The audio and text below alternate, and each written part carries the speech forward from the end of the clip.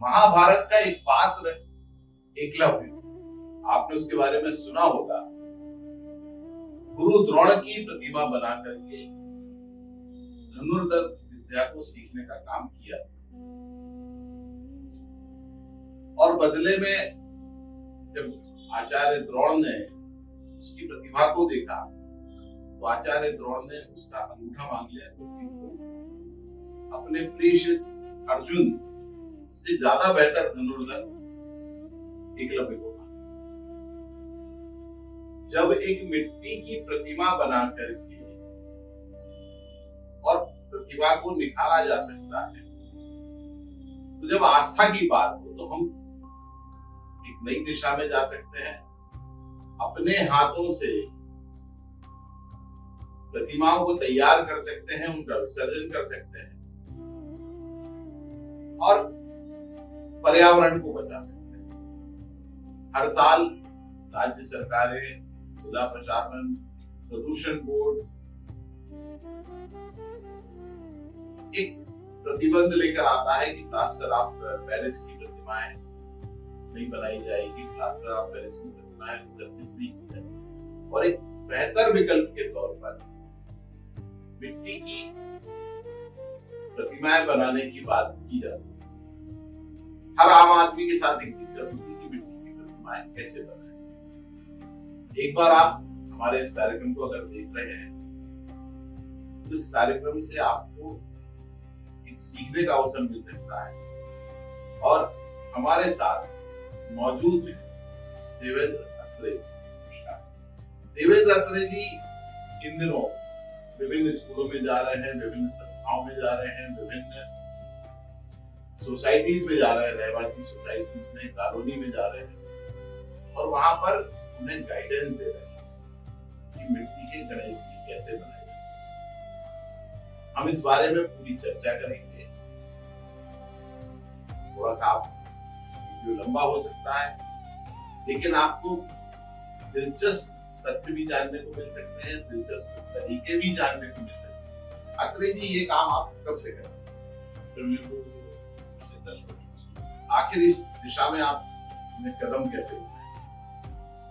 Actually क्या है कि मेरे जो फादर थे वो बोला करते थे कि जब ये प्लास्टर ऑफ पेरिस की मूर्तियां रहती थी, वो जब हम इनको 10 दिन के लिए स्थापित करते थे, तो विसर्जन के लिए ले जाते थे, तो मूर्ति गलती नहीं थी। तो देख के मेरा मन बहुत प्रभावित होता था।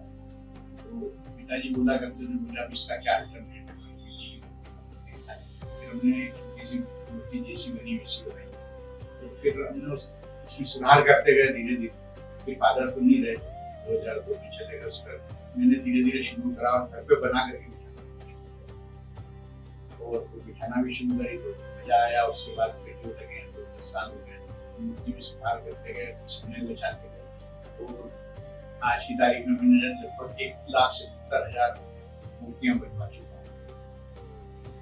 हूँ 10 साल।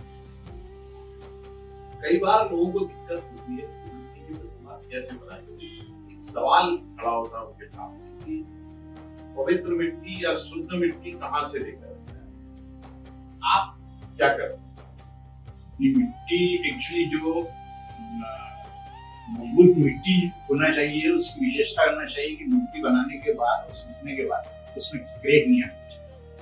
मिट्टी से लोगों को ये शिकायत रहती है या वो डरते हैं लेने में कि प्लास्टर ऑफ पेरिस पका हुआ रहता है और सूखने के बाद बिल्कुल स्ट्रांग होता है।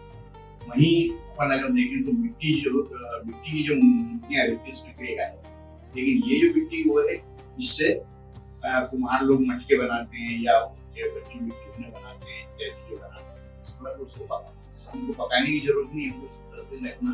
तो ये मिट्टी ऐसी रहती है जो पानी में डिसॉल्व। तो ये मिट्टी हम खुद कुम्हार से लाते हैं। तो इस मिट्टी के अंदर पीली मिट्टी है, काली मिट्टी है, कुछ चाक मिट्टी है, कुछ राख है और कुछ दूसरे ऐसे कंटेंट्स रहते हैं जिसके कारण इसमें चिकनाई रहती है। उसके कारण आपको 10 दिन नहीं, आपको साल भर रख सकते हैं, लेकिन नाजुक पर आप इसको बना सकते हैं और चिकनाई के कारण इसमें क्रैक। इसे बनाने में कोई कितना समय लगता है अगर हम बनाने की बात करें, आज आम आदमी अगर उसे बनाने जाए? देखिए, ये पूरा एक क्रिएटिव काम है।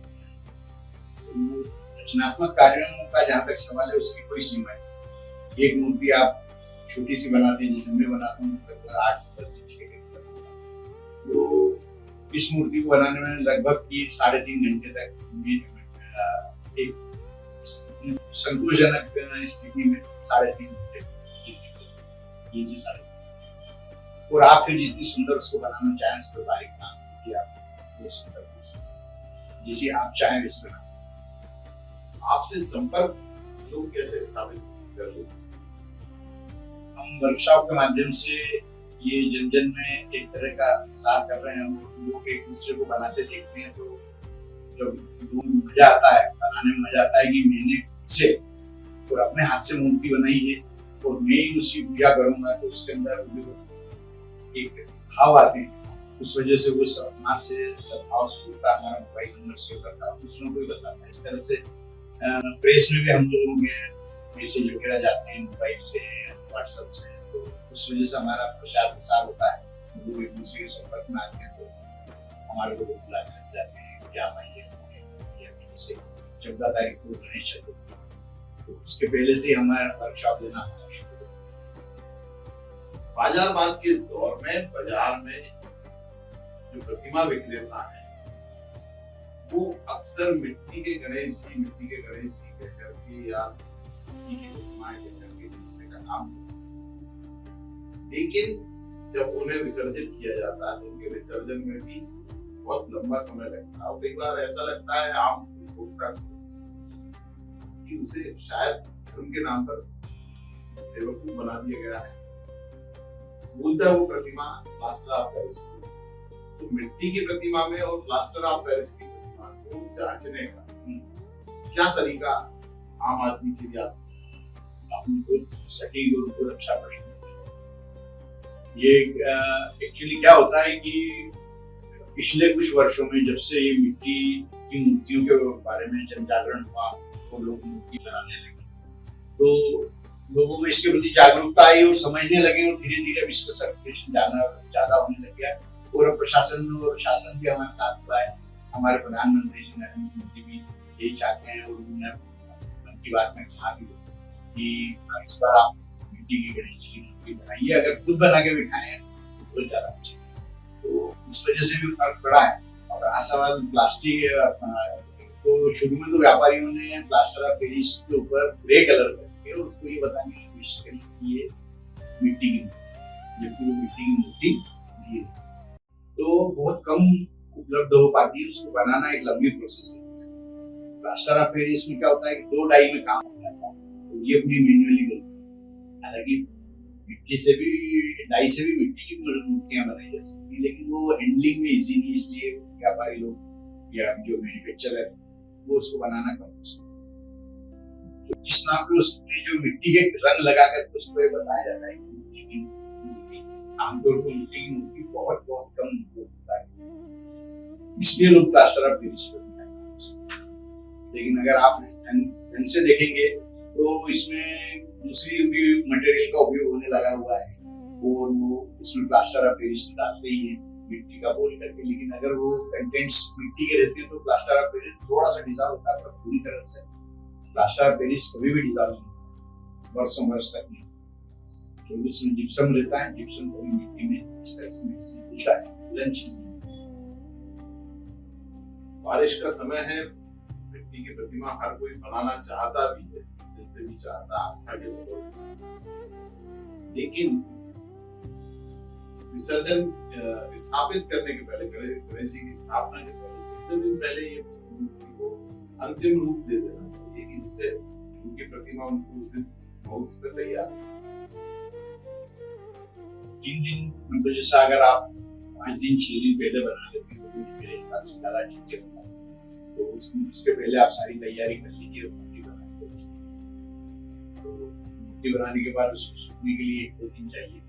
उसका फिर उसमें आप पर्यावरण से संबंधित सारे जो कलर जो एनवायरमेंट फ्रेंडली है वो कलर से आप कर सकते हैं। चलिए, तो एक बार हम सब मिलकर कोशिश करते हैं मिट्टी की प्रतिमा बनाते हैं, मिट्टी के गणेश जी बनाते हैं। अपनी कला को भी निखारिए, अपनी आस्था को भी बचाइए।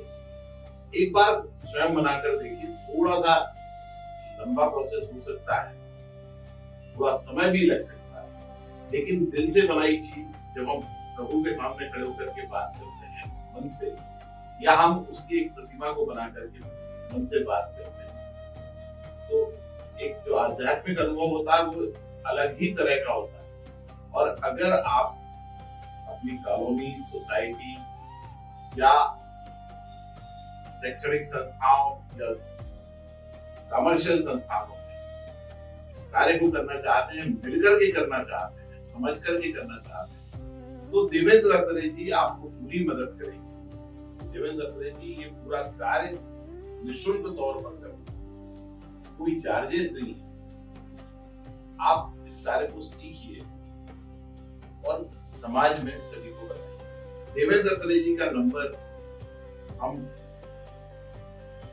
प्रदर्शित कर रहे हैं, इस नंबर पर आप उनसे संपर्क कर सकते हैं। इंदौर में नंदानगर में रहते हैं और कभी भी सतत चलने वाली प्रक्रिया है। हर साल कहीं ना कहीं इस तरीके के आयोजन होते रहे और साल भर भी अत्रेय जी आपको मार्गदर्शन देने के लिए तैयार है। जो प्रक्रिया लगती है, जो समय लगता है, जो सामग्री लगती है, जब ये विस्तार से आपको कार्यक्रम में बताएंगे तो आप लोगों को भी आनंद आएगा। आप खबर नेशन यूट्यूब चैनल को देखते रहिए, सब्सक्राइब कीजिए, शेयर कीजिए, लाइक करिए। आपका कमेंट हमारा हौसला भी बढ़ाता है और हमारी गलतियों को सुधारने का मौका देता है।